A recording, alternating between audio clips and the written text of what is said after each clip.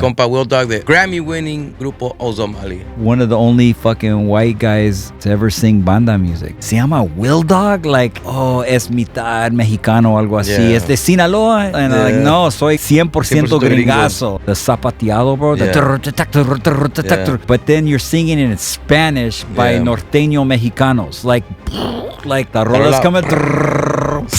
I love that shit, dude. Oh, come on. That shit makes your fucking hair stand up. There's no other music in the world that does that. People are gonna fucking hate me. Everyone's like, you know what you're doing? Like, a white boy's never gonna make it in this shit. Everyone told me. And sometimes it seemed like that, because to sing like a song like Sinaloense, I've never been to Sinaloa, bro. Yeah.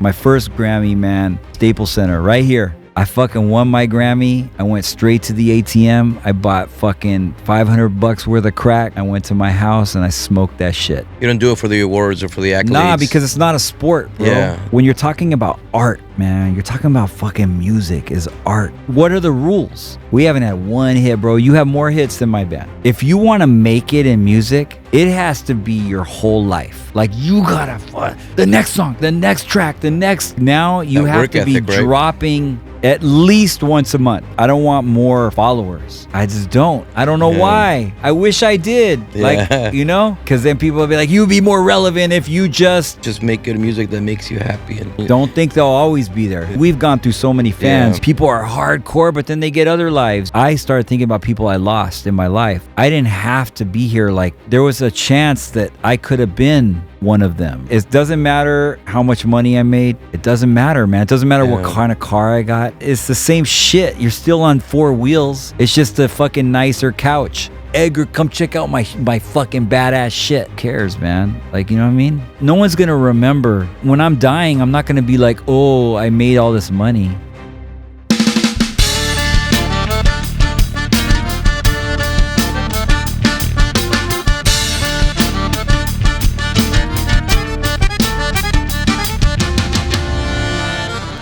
What's up, everybody? Los saludo su compa Edgar Rodríguez. Aquí estamos en a new episode de Así Pero Bien. Today we have Grammy-winning fucking musician, badass motherfucker, good friend of mine. I've known this guy for a long time already, like 11 years, I think. I counted the other day.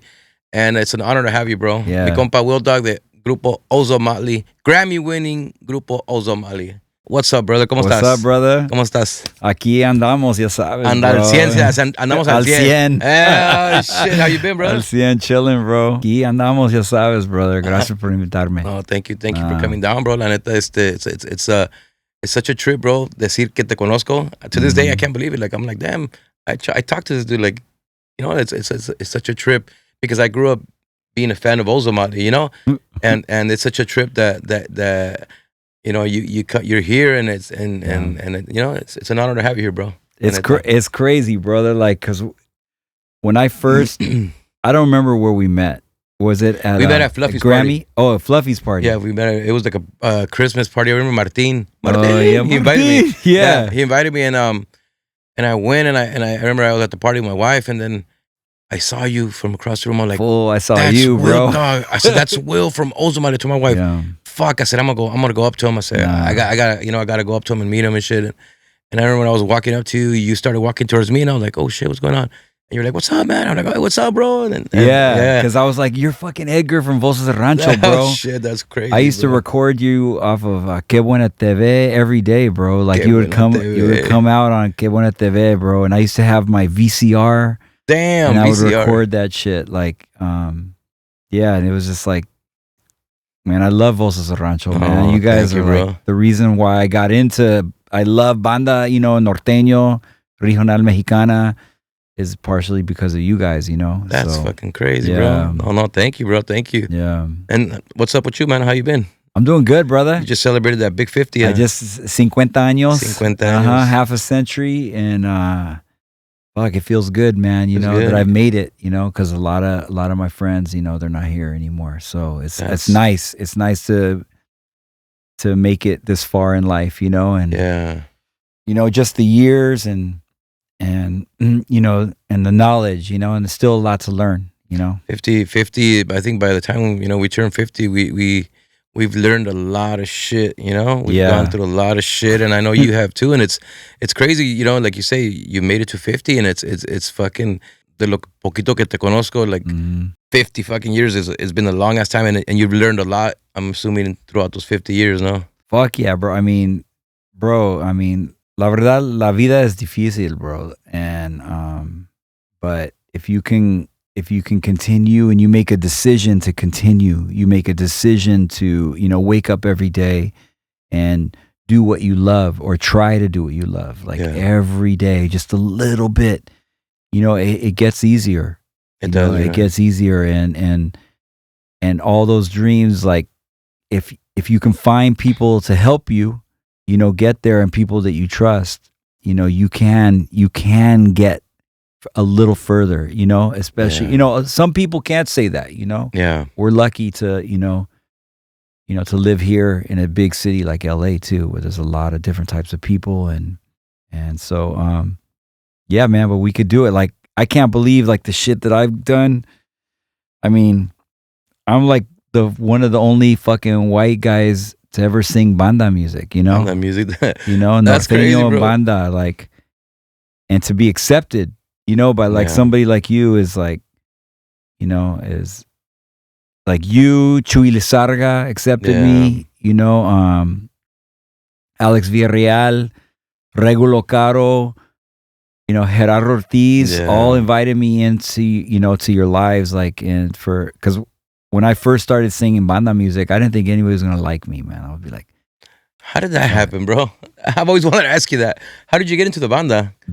Well, I was always a fucking dream. Well, okay, when I was in high school, I used to work with this girl, and she said, "Hey, my cuñada just came here from Mexico. Can you take her out?" Yeah. And so it was a blind date. I had no idea. I showed up at the door like, "Hi, I'm Will," and she took me to Rancho Farallon. That was your date? That was the date. Yeah. Oh, well, that's where she wanted to go. I was like, "Where do you want to go?" She's like, "Rancho Farallon." So we would go to Rancho Farallon, and Banda Limon was playing. Oh shit. And it was with Coyote singing. Yeah. Oh damn. Y mire, like, banda en vivo, like, es diferente, bro. Es otro rollo. And la energía, ¿no? La energía con 20 personas, you know, chachetas, tuba, clarinetes, todo eso, tamborazo. And I was like, that shit's amazing. So I actually got a tuba because I play bass. Yeah. So I got a tuba, and I started taking some lessons, and then I realized, fuck, man, I'm never gonna be a tuba player for banda. That's just too hard, man. Boom, boom, doom, doom, doom, doom, doom, doom. That shit is wild. Like, you can't. It takes years. So I just put it down, and then one day Ozomatli, my band Ozomatli, was playing at the Hollywood Bowl, and I wanted to get a banda to back us up on the last song. And so I met through a friend of mine, did an interview with Los Twins. Oh, okay. Los Twins, Sinaloa, The Twins Culiacan, Twins to Culiacan. And so he did an interview with them, and so he said, "Hey, I got this dude's number." So what?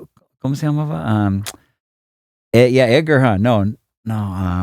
Los Twins. Adolfo and Adolfo. Gustavo. It was Adolfo. Yeah. So he hooked me up with Adolfo, and Adolfo then y Omar, perdón. Yeah, Adolfo y Omar, and it was Adolfo, and then we went to Southgate. Like, so he picked me up in his fucking Porsche. Right, he had a badass Porsche. I'm like, oh shit, fools in regional Mexican making money over here. I was like, it was crazy. And so we went to Southgate, and I met Edgar from Banda La Juvenil. Oh, you took Edgar. Que toca tamborazo. I just talked to him a couple days ago. Yeah, it's cool. And so I met him, and then he hooked me up like with Arturo, todo eso, Esteban, tuba. Yeah, Pablo, otro vato que se llamaba Martín. Beastie-ass musicians, todos ellos. Fucking badass, dude. Badass. They were like the best. Yeah. So he's like, how do you like these guys? We went to this little alley and heard them play, and I was like, yeah, they're badass. So when they came to the ensayos con Ozomatli, cuando we took a break, and I was like, hey, ¿conoces esa canción que se llama La Barrata? And like, yeah, of course. And I was like, okay, tócale. And they played it, and I just started singing, like, in the breaks, like, and they were like, what? And then like Sauce y La Palma. And then I sang it, and they were like, fuck, how do you know this music? And I was like, I don't really know it, but I love it. I've been liking it since high school. And I was already like maybe like 30 years old. Yeah. And they were like, that's crazy, cool. So then we played Hollywood Bowl and we had an after party at this club. Yeah. Y llegaron la banda y me dijeron, queremos tocar, pero tienes que cantar, güey. And I was like, what? Y me dijeron, son tu gente ahí, tienes que cantar, right? Yeah. They're your people. So I fucking got up and played, and then I loved it. I was like, shit. I could be like, I could be, fuck, maybe, and I started thinking, right? I started like thinking in my head, maybe I could fucking be a banda singer, you know? Like, maybe this can happen. And I was like, and so I started taking lessons, bro. I started taking voice lessons with, ¿cómo se llama? El cura. ¿Conoce él? I heard of him, pero no lo conozco personalmente. I don't even know if I don't know if he's still around, but he's like a famous mariachi vocal teacher over here in over there. Anyways, on the east side. Yeah. So I started taking lessons, and then at first it was called Wil-Dog y su banda. It was like Wil-Dog y su banda. And then I realized quick, because I started getting some opportunities, like little radio spots here and there, and they were like, se llama Wil-Dog? Like, you know what I mean? Like, so people started thinking, and not only that, because of I don't have like a strong gringo accent in Spanish. So people estaban pensando, es mitad mexicano o algo así. Es de Sinaloa. Es de Sinaloa. And I'm like, no, soy 100% gringazo, no? Like, I was saying, like, no. And they're like, really? And so I wanted to find a name that was like, that told people, like, I'm white. Like, I'm not like half Mexican. I'm not, I'm fucking white and I'm singing your music, And so, and gringo just sounded too easy, Easy. Like, I wanted to be a Gavachillo, like fucking, it sounds harder, right? But then I wanted to be soft. So I know that, like, I learned in like Sinaloa, they would say Io instead of Ito. Yeah. And so, and because Tigrillo, remember there was like Tigrillo and Carnalillo. Yeah. And so I was like, okay, I'm going to use that. I'm going to say Gavachillo. And I think it was Herman, a trumpet player. Yeah. Do you remember that little guy? Yeah. Do you remember Herman? I think he moved up to San Jose, but he was the one that was like Gavachillo. He was like the one, because I was like Gavacho, and he was like Gavachillo. And I was like, yes. So like that's where the name was born. That's where Gavachillo came.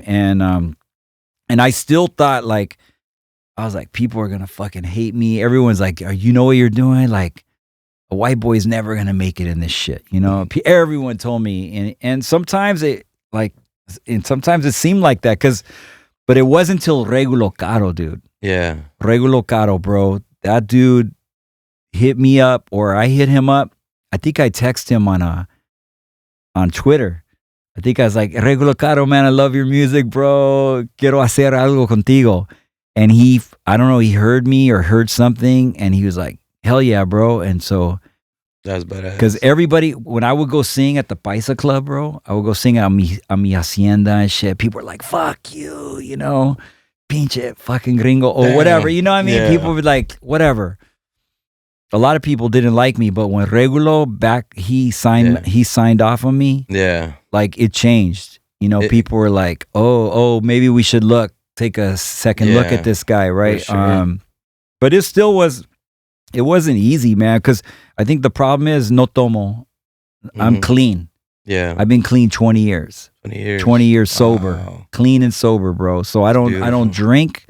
So the problem is like, hay mucho pistear, bro, in los clubs. El ambiente. En el ambiente, And so, y cuando me ofrecieron like tequila, like, I have to turn it down, and people think I'm like, people think I'm dissing them. Yeah, like, they take it as an offense. They take it as, oh, no quieres tomar mi trago, cabrón? Like, they're like, fuck, and I'm like, no, es que no tomo, bro. So I'm like over here taking it, and like, remember like Popeye? Yeah. He would drink it like that. Throw it back. I would be like, oh yeah, that shit's good, Fuck. I would be like, so it was hard because it's muy machista, bro. Like, the sure. scene, And so, and a lot of people, they they wanted to fight me, you know, like I'm gonna fucking kick, you know, it's like just because I was like a target, you know. But it was cool. I mean, but most people, honestly, bro, most people respected me. Most people gave me love. It was just those times. And también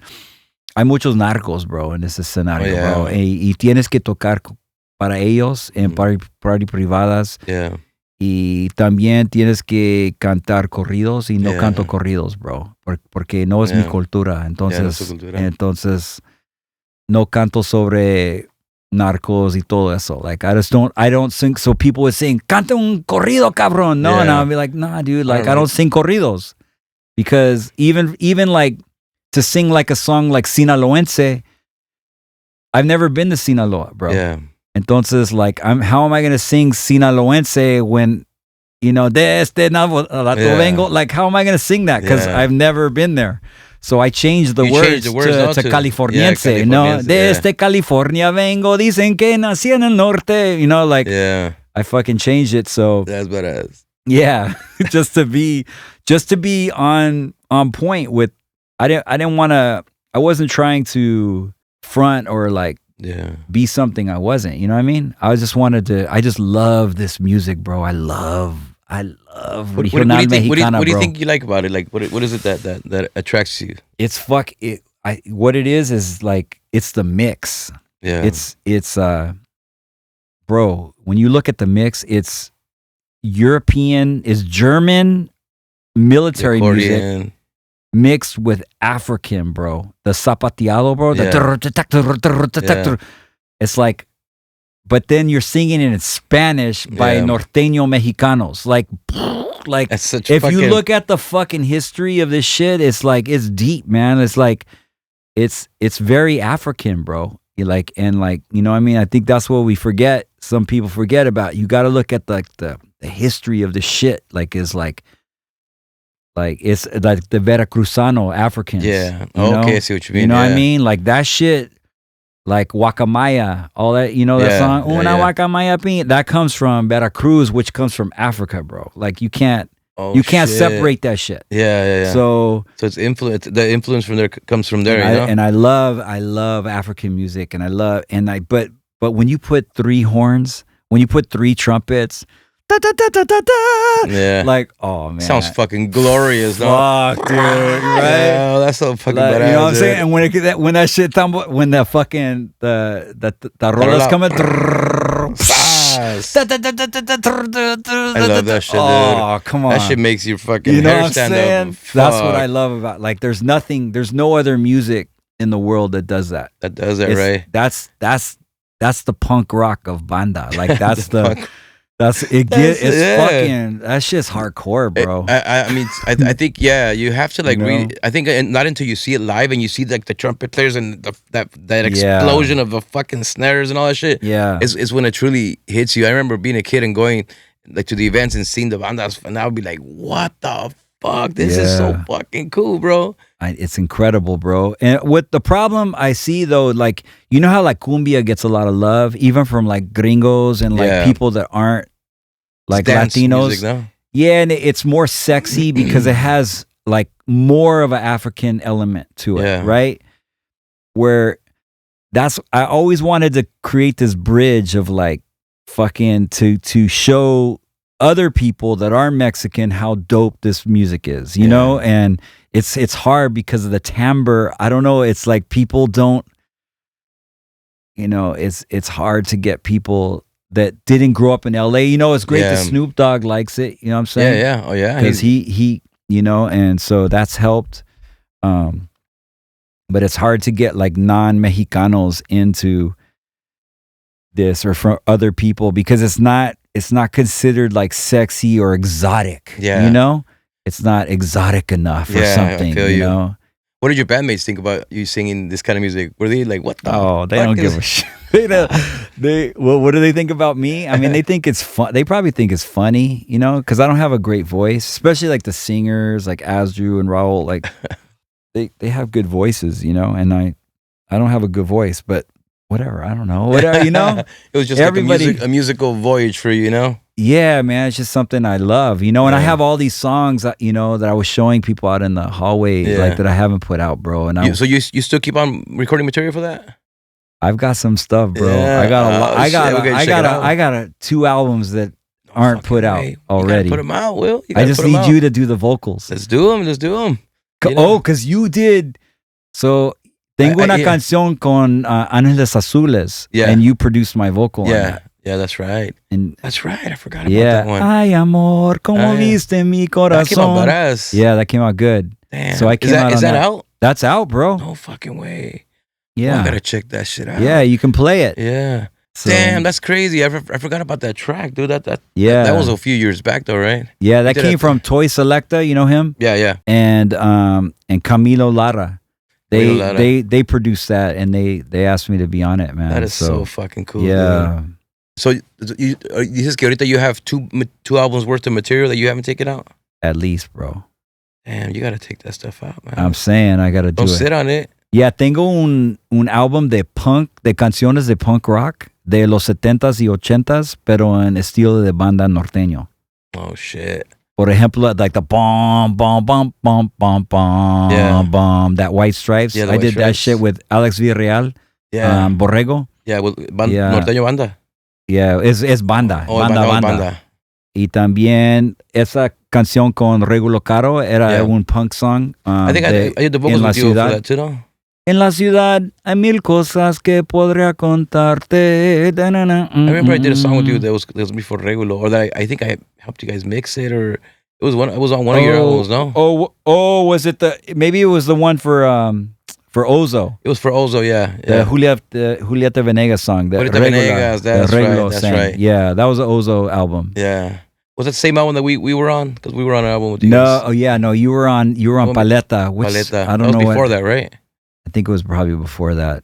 Yeah. That was a badass song too, dude. Yeah, that shit. I remember we did all the promo tour and all that shit. You guys still play that?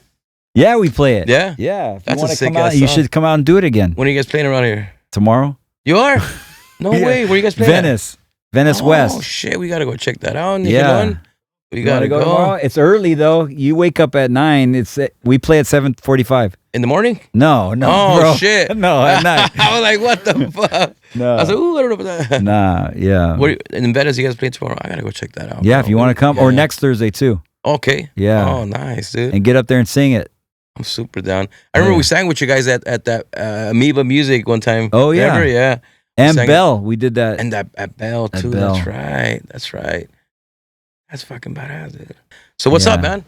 What's up with Ozomatli? You guys been? We're good. We just celebrated. Recording new material. Yeah, tenemos un álbum nuevo que se llama Marching On, que salió el año pasado, and we're working on songs right now, man. We're out playing. We brought in our old drummer Mario back. I saw that after 9 He's years. So badass, dude. I know, that fool's sick. He's so badass. That fool's sick. Yeah, dude. Yeah. I remember I caught a session with you one time. I went to East West Studios, and I was just watching you guys work. I'm like, man, you guys are like so locked in, man. I mean, obviously it's the chemistry. How long you guys been together? You guys 28 years, bro. 28 years, bro. Same as you. Yeah, 28 years. Your first, what was it? ¿Cómo se llama? El capítulo. El capítulo de Juan García Abrego. Yeah, that was your first shit, right? That was in 95, 96, around, I think. Yeah, it was 95.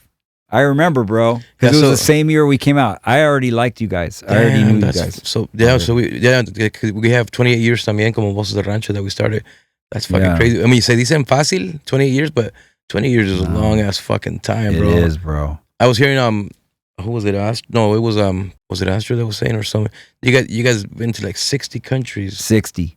Fuck, bro. 60 countries together. Isn't that crazy, man? That is fucking insane, bro. Yeah. I mean, when you were a kid, I mean, if somebody would told you, you're gonna fucking go to 60 countries, would you believe that shit? Nah, never in a million. No, fucking from right here in Pico Union. You know, Cudahy, Pico Union, MacArthur Park. Like, nah, bro. Like, you know, I always know I was gonna go to Tijuana. Yeah, that's as far as I would go. You know what I mean? Like, because we could drink there at 18. Yeah, you know, so like that so we'd always go there, bro. But yeah, nah, never in a million. It changed my life, bro. Like, I eat sushi. Like, I never ate sushi before going to Japan, bro. Yeah, like and you eat it there.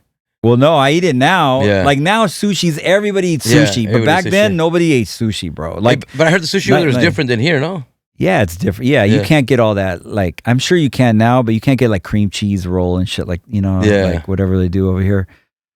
But that's when I ate sushi in Japan, man. That was like it changed. And I was like 28 maybe, Yeah. and I had never eaten sushi. Until 28? Like till 28. I Oh, never fuck. like I wouldn't eat raw fish. Yeah. And back then it wasn't the same. It wasn't. We didn't have all these sushi spots like you Yeah, have. that we have back now, right? yeah, back then it was like if you weren't Japanese Yeah. around here, I had Japanese friends, but I would never eat their sushi at their house or nothing. I'd be like, nah, I don't eat that. They eat that regularly then? Huh? Like that. That's what they make in a Japanese house? They make sushi? All kinds of stuff, bro. Yeah. Like, yeah, it's not that weird. I mean, they have macaroni salad, Japanese.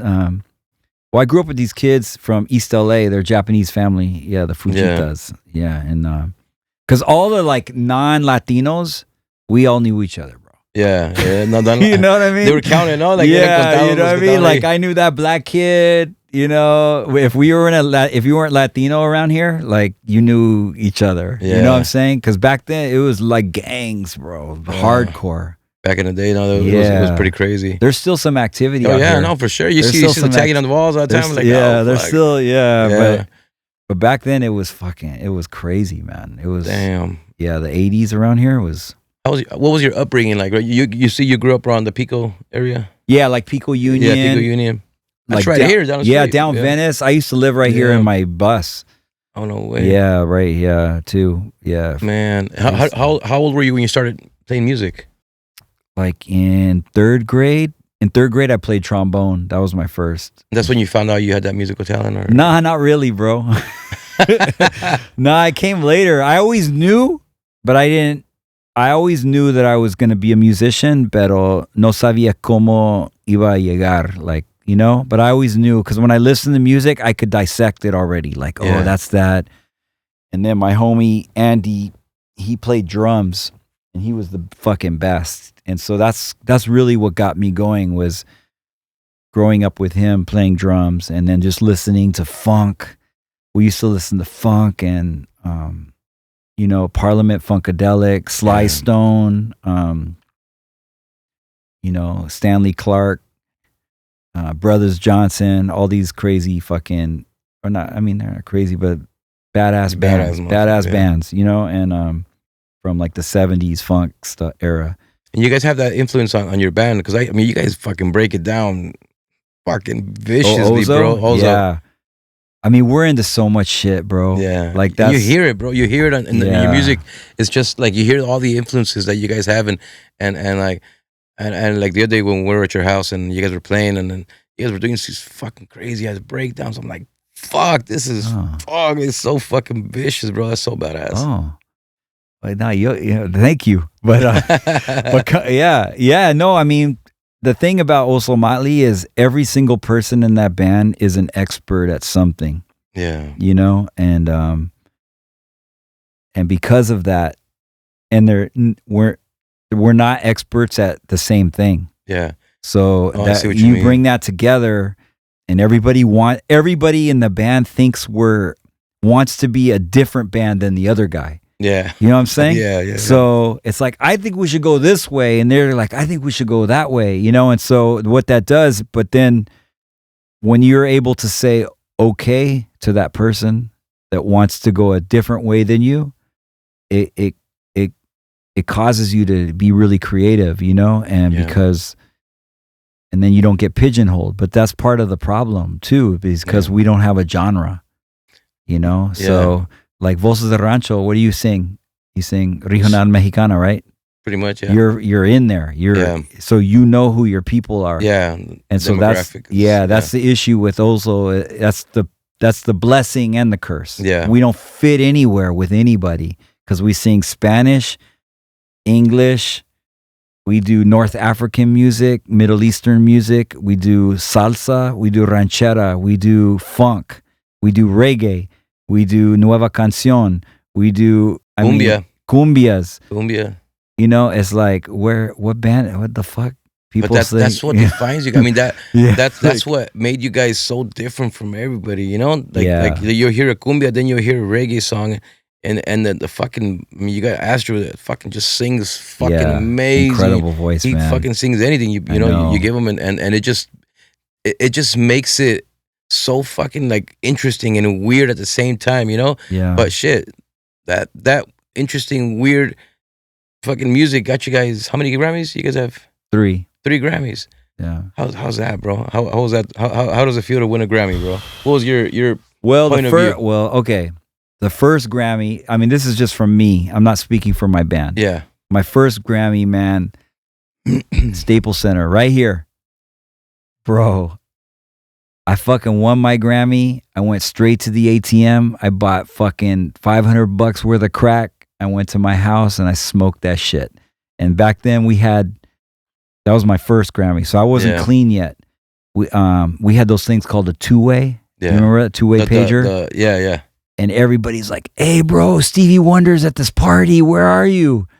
Everybody was over here partying at these parties, listening to Stevie Wonder, partying together. And I was at my house fucking based out, bro, all by myself. Fuck. Yeah, that was my experience of my first Grammy. Your experience of your first so Grammy. That was the first one. Holy shit. What the fuck? So that's how I celebrated. Damn. And I told myself, I'm not going to do it tonight. I told myself, bro, I'm not going to fucking do that shit tonight. And I couldn't stop. I couldn't stop. And so that was my first experience.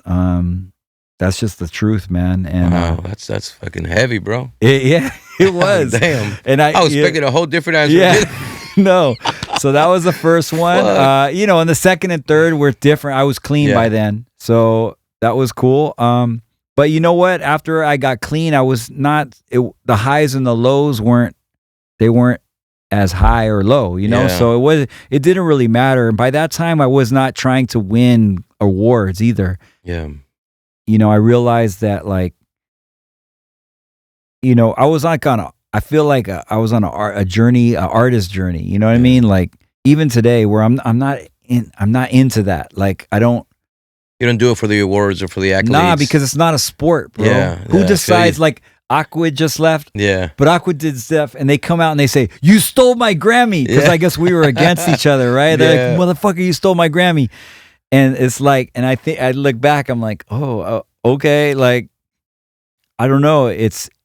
But it did help our career, man. I have to say, it did. You know, when you can say you've won something that's significant, man, it helps your career. So I'm not denouncing it. I'm just saying it's just when you're talking about art, man, you're talking about fucking music is art. You know, what are the rules? There are no rules. What are the rules in the engagement? Like when you play basketball, there's rules, right? Yeah. When you play a sport, there's rules. Like we're artists, man, you know? And so I'm on some shit now where I'm not trying to make a hit anymore. Like, you know what I mean? Like I've tried to make hits and we haven't had one. We haven't had one hit, bro. You have more hits than my band. You got more hits than my band, you know? And we've tried. We've made ones that were really close. They had everything that a hit could have. You know, we had Can't Stop that I feel like was a good song. But now I just want to make great art, or what I think is great art. Yeah. Or something like what makes you happy, you know? Or something different. I challenge myself to the fullest to make fucking something great. You know? And I want to be, I want my band to be fucking smoking. And we're getting there, man. We're getting there. Everybody has the same mentality, you know? That's super important too, to find a group of individuals that share that same dream, because when you have that one little sour apple that, you know, I don't want to practice or I don't want to do it, that's kind of rubs off on everybody else and it ends up fucking shit up. No, but I mean, since I've met you guys, I mean, you guys, aside from the drummer, you guys are a very tight knit group of guys, you know, like it's like a brotherhood. It's the same guys, bro. Same 6 dudes from the beginning, you know, and we've been through a lot, man, and we've done therapy. We've gone through therapy together, and you know, people have had kids. You know, I went to rehab. They supported me, bro. These guys, man. my band fucking, when I went to rehab 20 years ago, they stopped having alcohol on the bus. They stopped smoking weed on the bus. Just for me. Shit, just for you. Just for me, man. You know what I mean? That's like we wouldn't have made it, you know what I mean? So it's like, yeah, and like that's, I owe, you know, for somebody that's willing to do that at that time, you know? Yeah. Like, yeah, I owe a lot. I owe a lot to them. That now going into that whole topic of the drugs and all that. Mm. When you said that you were at home and while everybody was partying, was that your rock bottom where you said, "Oh fuck, I'm fucking up"? Not yet. Not yet. So it took more than that. It took more than that. Yeah, man, because I didn't see it. Here's how I looked at it, man. When I was doing drugs, like, because I had a stepdad that was on crack too, so I was exposed to it really early, like about 12 years old. We didn't know what it was, you know. I didn't know. This is before the crack epidemic. Yeah, it was even before that, you know. We're like talking early 80s. Yeah, early 80s. So it was before the crack epidemic. Yeah. It was just like, what, you know. So I don't know. I always wanted to make it in music more than I wanted to do drugs. But I always had this thing in my back of my mind from growing up on the street that eventually I'm going to be on drugs. I'm going to be homeless. I'm going to be pushing a cart down the street, like a shopping cart. That's what I was going to be in jail or dead. I always had that vision as a child growing up, that was going to be my end at some day. So growing up like that, but I always knew I was going to make it. I always fucking knew I was going to make it in music. You felt it, right? I fucking knew it. I was like, this is how my life's going to go. I'm going to make it in music. Then I'm going to fucking, after I make it, then I'm going to be fucking homeless, pushing a shopping cart, and I'm going to die or I'll be in jail. Like, fuck. That's what I thought as a kid. As a kid, bro, growing up. That's how I felt. Holy inside. Shit. Seriously. And so, yeah, so when I got there, I had to change my mindset, because I did the drugs, right? I made it. I bought a house over here in Silver Lake, and I was all alone in my house doing drugs and spending fucking $500 a day. Is that where you were at when everybody was partying? Yeah. That house at the Silver Lake house? Yeah, at the Silver Lake house. Yep. Oh. And, you know, and what I told myself is as long as I'm not affecting anybody else, like, no one can say shit. You know, I had an attitude. You know, like, as long as I'm not affecting. But one day we had an interview on K-Rock, and I was the only one that was supposed to go. Yeah. And I flaked. Fuck. So that's when I had a dilemma. I had a dilemma because now I'm affecting my band members and their lives and their families, because they have kids. Yeah. So that's where my moral compass came to light, and I decided at that moment that I was going to tell them that because I hid it from everyone just thought I smoked weed. Oh, so nobody knew. Nobody knew, bro. Fuck. So I call my band. I'm like crying, I need you to come to my house. They all come, like, and I crying, and I'm like, I'm a fucking crackhead, bro. Like, I sat them all down, and I said, I'm a fucking crackhead, man. I can't stop. I don't know what it is. And then I called my manager, and she's crying. It was Amy. She's crying, and she's like, just tell me right now on the phone. She thought I was going to tell her I had AIDS or something. Oh, shit. You know what I'm saying? Fuck. Like, that's what she thought, because I was so crying on the phone and shit. And then she comes, and I tell her, and then she went into action. She called the Grammys and Music Cares, and they said make a deal with him. And we were opening for Santana that week. Like 2 days after I told them, it was October 10th when I told them. 2 days later, October 12th, this is 2002. 2 days later, we were opening for Santana at the Hollywood Bowl. Wow. At the Hollywood, and we had a song with him on his record and everything. Yeah. We're opening for Santana, and it was my dad's birthday, but my dad had died a few years earlier.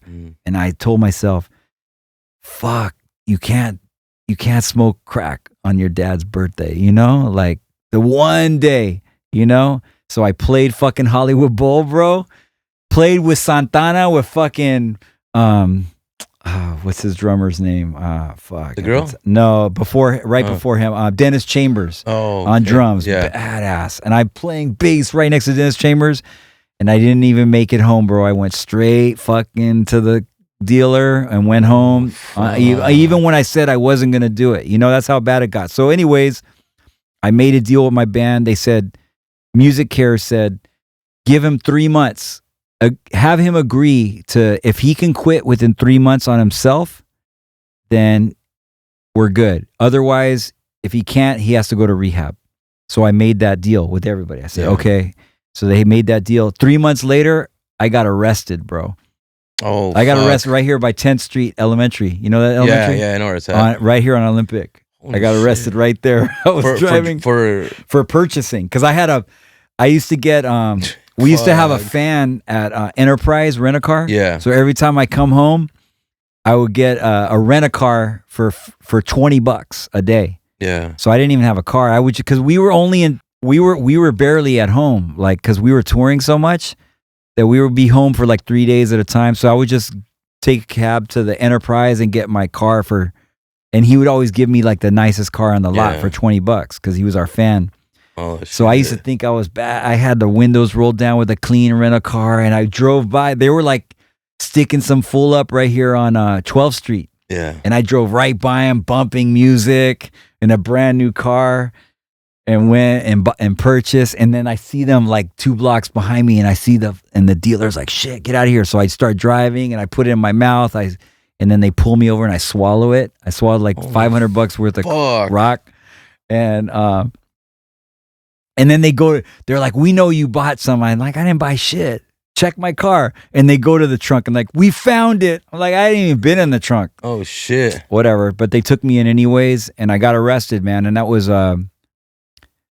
December 18th, 2002. Oh, shit. And this was after the Santana show? No, this was because the Santana show was October 12th. Oh, okay, that's right. And then I made that deal with my band. Yeah. 3 months, and literally within 3 months I got arrested. So the writing was on the wall. And shit. And so that's why you had to go to rehab. Yeah, but we were leaving 2 days later. We were supposed to go to Australia. So my lawyer made a deal with the judge that he's going to rehab as soon as he gets back. We were going to Australia with Black Eyed Peas. It was us and them on a tour together.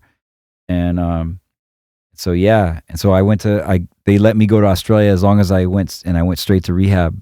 And you came back, and that was January 6th. So that's my clean date. That's your clean day. Is January 6th, 2003. So that was the last time. That was your first clean day. That was my first clean day in my life, bro. That I can remember. I've been at least smoking weed since 12, right? Like every day, like at least weed. Yeah. The bare minimum was weed. You know. Man. So yeah, and I haven't smoked. So you were spiraling pretty much out of control. Oh, yeah, I would have lost everything, man, for sure. Everything, and I almost did. I'm lucky. Damn. Very lucky, man. But lucky you had a good band. I mean, good bandmates that supported you. Yeah, man. Because another band would have just kicked you out and got a new bass player and problems over, problem solved. Exactly. Yeah. It's that brotherhood. Yeah. So they have my back, bro, and that I think that set up a lot of great things for the band, because we've been there for each other for a lot of things, and I'm not going to tell you other people's shit. They could tell you that, but I could tell you mine. And and it still goes on today. People have problems or whatever, and we're there for each other. When it comes down to it, I know if I call them, they're going to be there no matter what. You know what I mean? They might talk shit about me, but it's all right. That's crazy. So yeah, once you get into rehab, is it hard to just? Because I'm sure you have a fucking addiction to crack, and you go into rehab. You learn, you get a little education, man, in rehab, and you just start working on yourself, man. I still I still go to therapy, bro. I'm still I still work on myself to deal with that child. It's really what it is the child that's inside of me that needs to grow up, man. Needs to grow up, and I need to take care of myself, and parent myself, in a way that my parents couldn't do. Yeah. And that's all right, and I have a 20-year-old daughter too. So that was the thing, is like, when I came out of rehab, bro, I met this girl, Sophie, man, and she had a daughter that was 8 months old, man. Yeah. And they were my family. So I put all that stuff that went into drugs, I put into that family. And and that kid needed a dad, and I needed a family. Yeah. And so we needed each other.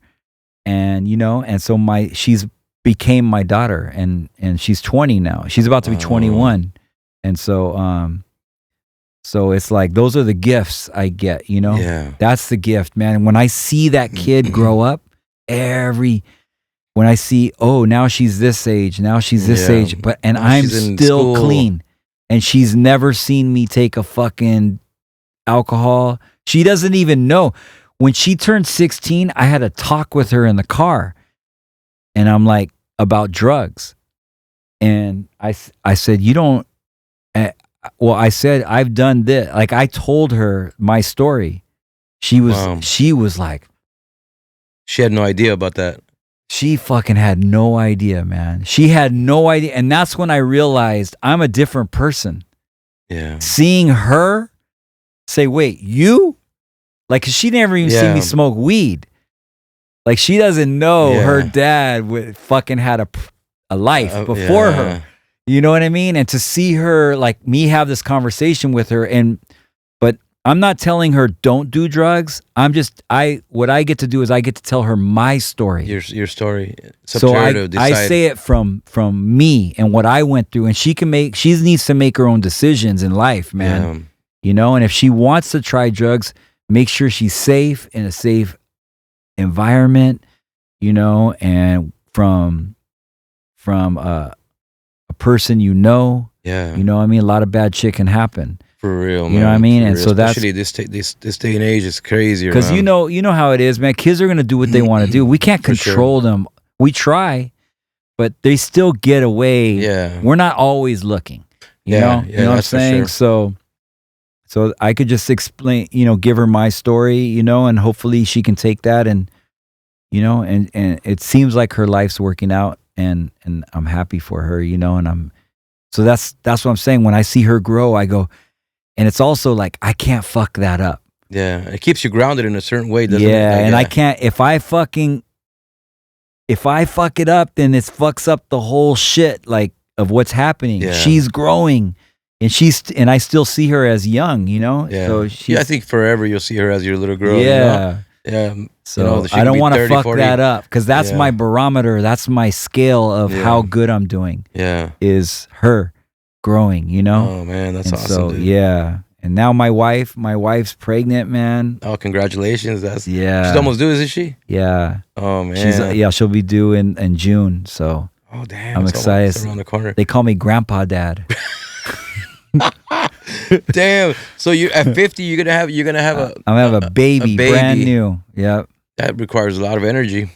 Vamos a ver, bro. Vamos a ver. Vamos a ver, bro. You have to pick your vitamins and all that. Yeah, every day, energía, la chingada, bro. Fuck. So you guys still We'll see. touring a lot? You guys taking off a lot? Or?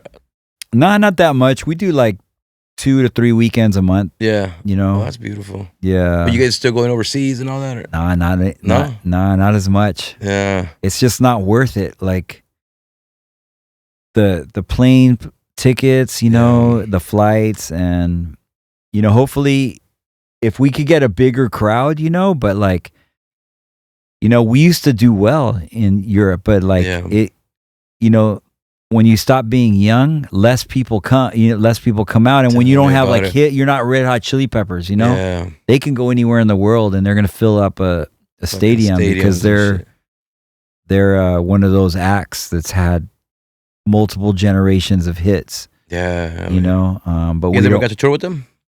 Chili we Peppers? played a couple shows with them. Yeah. We played a couple shows back in the day. In like the late 90s, but not since then. The tour life from now, I think, has changed completely from what it was back in the day. I mean, I And I say it from personal experience too, because back in the day, I mean, the shows, I felt like there were bigger shows, but bigger festivals, and now you don't really hear about. As, especially in the regional Mexican, in obviously in the Anglo market, you hear Coachella and you hear Right. Lollapalooza, but on this side, I feel like the shows are getting smaller. Those festivals are not, maybe because of the radio is not as popular as it once was, but Yeah. the shows for now, for some reason, they're getting smaller. And like they used to do like the MacArthur Park and all that shit, and they don't do it anymore. That's to me, that's fucking crazy. Oh, the radio shows at MacArthur Park, the like radio Que shows, Buena, Que would Buena, have and it, all that huh? stuff. Yeah. Yeah, I know. And then, well, it's crazy because the MacArthur Park was the Levitt Pavilion. Didn't you guys play there with us? Didn't we have you out there? Yeah, Levitt Pavilion, right? So we did, right? Yeah, because I'm on the board for that. And they don't book Paisa acts, you know. And I keep trying to get them to book but they said people don't come, even when they get like somebody like that's in right now, you know. All that started since like the internet stuff, because I don't know, for some reason radio is not as popular as it once was. Shit, before it was radio, and that was what you needed to be on. You need it, huh? Now it's social payola, media, it was bro. all payola, huh? Payola, damn. Yeah, right. You had to pay man. the directors. You pay to play. Yeah, I'm not gonna say any names, I won't but either. we know who I'm talking about. Okay, So it's all good. I don't need to be on there, huh? What's next for you, man? Fuck, man. I want to help. I'm helping people, man. Yeah.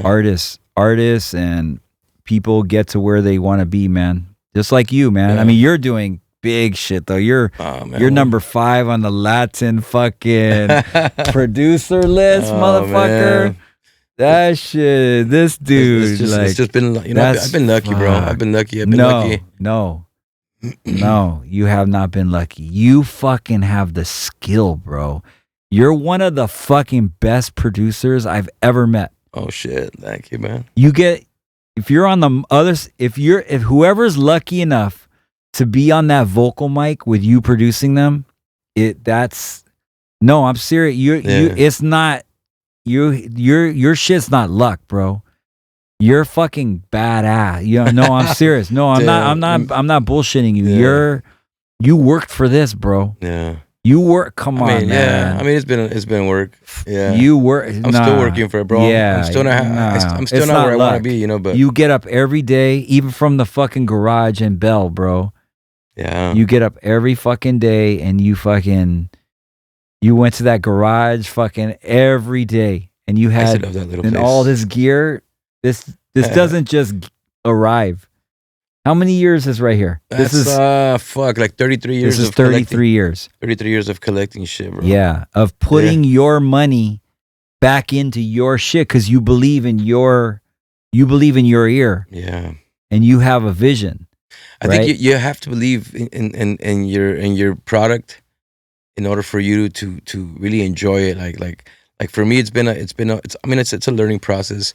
But I've always believed, like, you know how you said a little while ago, like you knew that you were gonna do something. Yeah. I feel I can relate to that too, because as a kid I knew that I was gonna be in the music business. I always knew, like, I'm gonna be in the music business, and I don't know, for some reason I just fucking felt it like deep down, you know. Yeah. So that confidence is what has brought me to where I'm at now. But I think like a lot of young artists, they lack that confidence, bro. That little belief in. I mean, some people they don't believe in what they're doing, and they will never make it for that reason. You have to believe first and foremost. Yeah. Especially in anything that you do in life, but especially in music, bro. Yeah. Music, it's because it's a fucking competitive ass fucking sport. You could call it. It is, you know? but if you just keep doing what you're hearing, like you just keep doing what you're hearing,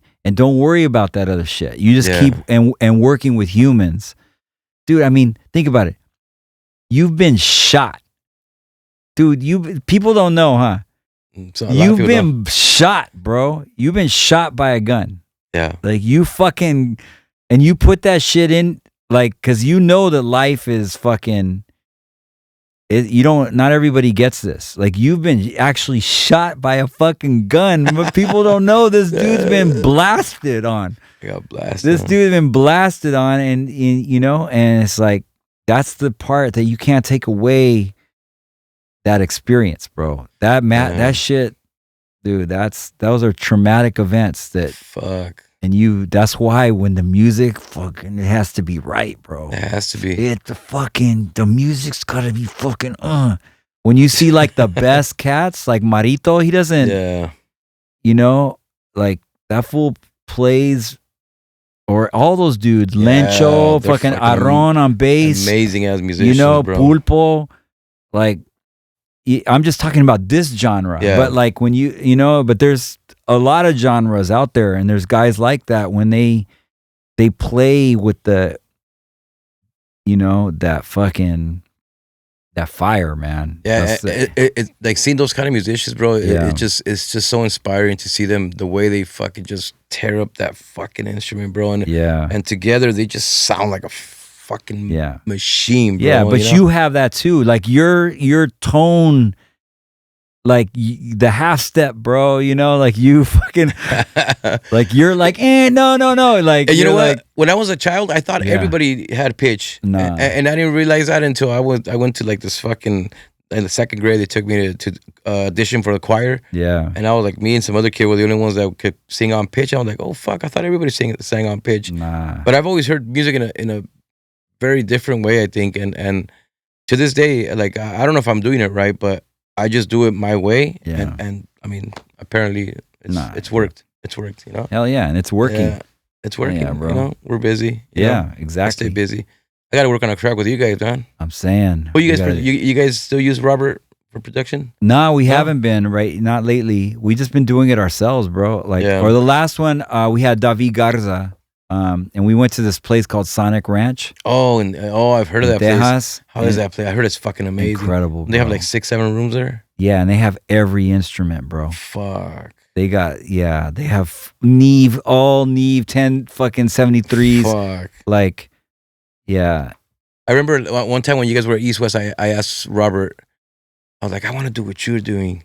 He's like, what do you mean? I go, I want to make it as a producer, you know? Because he was like, I'm going to fly over here I'm flying to Hawaii to do Jack Johnson or something like that. And I was like, that is so fucking badass, bro. I know. And I told him, hey, I want to do what you do. And he was like, what do you do? I said, well, I'm a musician. I have a band and we tour. He was like, well, you got to pick one. And I was thinking, why do I have to pick one, you know? And ever since he told me that stuck to me, and I was like, why can't I do both, you know? And you can. I was doing, well, I mean, I do it now. It's hard though. It is. It's a lot of work. It's a lot of fucking work. Yeah. I'm here all week, and then I leave on Friday, Saturday, come back Sunday or Monday, and do it all over again. Yeah. But I love it, dude. I don't feel like I'm working. Do you feel like you ever worked a day in your life? No, I guess not. I mean, I have, but not at this job. Yeah. I had other jobs, a gang of jobs, but not in music. Now I was in the studio today, 4 hours, but I only do 4 hours a day now. Yeah. You give yourself a limit? Well, that's just all I can do with my wife pregnant. You know what I'm saying? I got to go make her dinner and shit. So I just do 4 hours. I mean, even coming here tonight, like, I was like, yeah, I got to go to this interview. I made it sound like it was like some official interview, you know? CNN and she's like, who are you with? I'm like, Edgar. Wait, from Voces? That's not official. Yeah. It's official. Yeah. It's official. Yeah. And it'll be official one of these days. It'll be nah. And she's like, why is Carlos coming over to go with you? I'm like, because he wants to meet him too. Yeah. Yeah, bro. I mean, I think in this business that we're in, we're just very blessed, man. We get to see all this crazy shit that a lot of people will never ever get to experience, you know. I know, bro. And it's like I don't know. Speaking personally for me, it's like it's such a blessing, and I wake up every day and I'm like, fuck, I do this for a living. I can't believe it. To this day, I can't believe this is what we do. You know, like we're in such a crazy and it can go south real fast if you don't really fucking take care of it. But like in your case, it was such a crazy thing that you went south and fuck, you came back up, bro. That's like a testament to how much you want it to be good, you know? Because a lot of people don't survive, man, what you went through. Yeah, I mean, it's really one day at a time, bro. It's not. And I think what it is also is looking out for other people too. Yeah. It allows me to keep what I have, and that's health. You know, it's like if somebody else is in need, you know, that I'm there for them. Yeah. You know, and that helps me. So like if anybody ever asks me to speak at their school, yes. Yeah. If anybody asks me, will you talk to my kid? He's like fucking up and he's doing drugs. Yes. You know? You know what I mean? So it's more like, you know, paying it forward. Or? Yeah, pay it forward. And now I'm trying to, you know, there's this, you know, now I'm working with some foster youth that they grew up in the foster system. Yeah. You know, and trying to mentor them and help them, you know, now as well. And some of them are musicians, some aren't. Yeah. But just like, you know, and it's hard, you know, and I never, this is something new. This is what's new for me is like meeting these young people that are foster kids, like in their like 20, yeah, but they're still really kids, you know, and they never had somebody that like loved them, you know, in their life. Like they don't accept the love feeling, you know, they don't believe in it, right? And they don't believe in people, you know, and just like, so now it's like challenging just to be there for them and like, and, you know, and I tell them like, I'm not gonna let you fucking leave, you know, like, you know, and just try to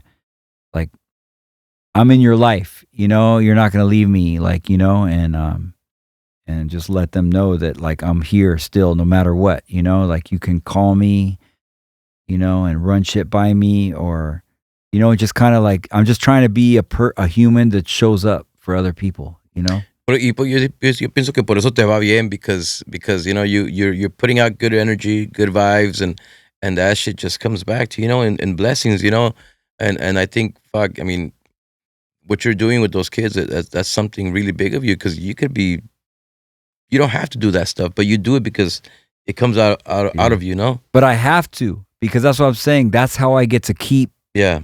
That's how I get to stay sober. Yeah. And that's how I get to stay healthy. Yeah. Is by doing that. So it's also for myself, you know? But I mean, you do it out of the kindness of your heart as well, too. Well, yeah, bro. Yeah. Because people, we're all here in this world, man. And like, I have opportunities and people gave me opportunities too. People saw things in me, you know? Because I didn't grow up playing really music, you know? Yeah. Like, but people saw that I loved music and that, you know, and that I wanted that. So they guided me in direction, in the right direction, you know? So I had people that cared for me and everybody deserves that chance, man. Everybody, especially young people, man, they deserve fucking whatever they want. Yeah. Get off the fucking video games, man, you know? Yeah. Get off, you know, like that shit ain't gonna like, it's only gonna pass time for you. Yeah, waste time, no? I don't know if it's wasting. It's just passing time. Yeah. It's not like wasting. You're doing something. You're playing video game. But like. Time that you won't get back. Be creative. Yeah. Build the video game. You know, if you're into video games, like make a video game. You know, make what you're into. Like like I guess you have to play. It's like listening to music, right? You have to listen to be able to do music. Yeah, for sure. Right? But like get creative, you know, whatever that is. Because there's kids, man, there's kids that have the gift of gab. They can fuck up, blah, blah, blah, blah. They should be like managers or lawyers, or they could, you know, if you can talk a lot, you should be connecting people. Yeah. You know, and like, yeah, get creative, man, because there's a lot of opportunities, especially if you live out here in West Coast, big city, you know, big city, man, like. Or if you don't live in a big city, find people in your area that you could create something with. Because I'm telling you that energy will take you beyond your wildest dreams. It will, man. It will. Like it does. Man, I think a lot of kids, they especially now with the social media and all that stuff, they get so caught up with that they don't really get into anything. They just get caught up on that. They don't get into any kind of like desarrollando el talento, you know? Sí, a lot of kids have talent. Están siguiendo otra gente. Yeah. Like, oh, what are they doing? What are they doing? Yeah. What are they doing? I want to do the same thing as them. And that's cool too, because it takes, I mean, even to be like a fucking star or whatever, or have a YouTube channel. It takes work. Oh yeah. You know what I'm saying? So that's Charisma. creative too. You gotta have the charisma, and all that shit counts, bro. Yeah. All that shit counts. Or do what Nijelon is doing behind the camera. But he's over here like, you're like, you couldn't have done this without him. You know what I mean? No, he's you know what I'm saying? Shit, like, yeah, he does all the work. Exactly. Like, get into it, get creative. Like, I'm not saying don't be on YouTube, don't be on social media, but like create. That's what it is. Like, because and be a part of that creation. Get with the interaction. Don't just be like in the corner looking at what other people are creating. Yeah, you know what I'm saying? Sure. Yeah. Now with social media now is such a big part of our lives. Do you use that as a tool? Like, is that something, or you still haven't caught up with it? I don't know, man. I'm like pretty much off of it. Like I go on probably every day and look, but I don't put out. But that's not where I'm at in life. Yeah, either. So I'm not chasing. I'm not trying to be more known. Yeah, I guess is what I'm saying. Like, yeah, I feel you. I'm content. Yeah, I am content with where I am. I people say don't ever be content. With where you are, be more. Yeah, I'm content, man. I am. Shit, I'm sorry. You're 50 years old. You I'm have 50, 3 Grammys. Bro. You have a kid on the way. You have a 20-year-old baby. I mean, I'm content, and I don't want more. Yeah, what I mean by I want more. I want more connection. I want more love. I want more interaction. I want more music. Yeah, but I don't want more followers. Yeah. I just don't. I don't know why. I wish I did. Yeah. Like, I wish I did. Because then people would be like, you'd be more relevant if you just fill in blank, But I don't. And that's okay. That's where I'm at, man. It's all good. It's an artist mentality, where you want to just make good music that makes you happy. And yeah. I mean, I think at the end of the day, that's what it's about. Because if you see it as a competition, I gotta get the best song, I gotta make a hit. Yeah. Then it stops being fun. Yeah. And I think the moment it stops being fun, then you don't enjoy it. Yeah. The way you should. I mean, especially in this music thing. If you do it for the follows, or you do it for because you want. If you try to make a song because you want a Grammy, you're gonna fucking nah. Yeah. But what's interesting? You had Jimmy Humilde on here, and I mean, I liked what he said. What you put up of him. Where he said, what's the next thing you're doing? What's the next thing? Like, because you do have to, I'm going to go back to when I was a youth. If you want to make it in music, it has to be your whole life. Right. Like, right? Let me go back, because where I'm at, I don't want the kids to see, he's content, so I should be just content with doing nothing in my life. Nah, that's not what I'm saying. But I think you're content because you've already lived I've done everything I wanted to do. You wanted, exactly. In life. I want to do more. I want to get better at bass. I want to, get better at keys. I want to get better at singing. But so there's still more that I want to do. I want to get better at gardening. I want to plant trees and shit. And but like, if you're a youth and want to fucking make it, you gotta fucking do it. Your whole life has to be dedicated. Your relationship with your, if you're in a relationship with I hate to say it, with like, if you have a boyfriend or a girlfriend or whatever, that's got to be backseat to your goal. Yeah, it has to. That's how I made it. That's how I made it. I haven't always been this way. Yeah, like what Jimmy was talking about, that was me. That was you when you were young. That was me. Like what he says that kids need to do. So I want to give props to that too. Like, you gotta the next song, the next track, the next, now you that have to be dropping shit at least once a month. At least. Like, you do an acoustic version, you write a song, you sing it on social media. Then you check it. Oh, people like it. Okay, record it. Boom, remix it. Get DJs to remix. I'm just giving ideas, but it's like, boom, next song, and if you have a fan, also the other thing is like, if somebody likes your music, be good to those people, man. Yeah. You know, because be good to those people. They might, your fans may not be the fans you thought you wanted. Like, oh, they might not be the cool kids that like, oh, that group has these fans. I want those. Yeah. But these people like my music. Well, go that direction. Yeah. If it's you and they like it, you might not want to hang out with them.